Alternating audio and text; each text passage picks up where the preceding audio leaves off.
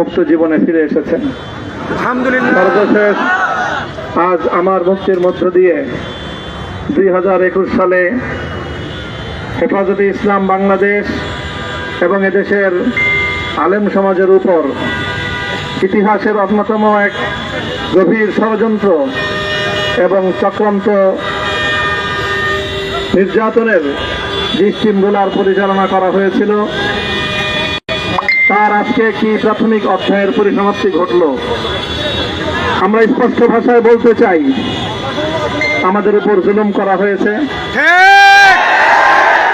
আমরা নির্যাতিত, অন্যায়ভাবে আমাদেরকে কারারুদ্ধ করা হয়েছে, বুলেটের আঘাতে আমাদের ভাইদেরকে হত্যা করা হয়েছে।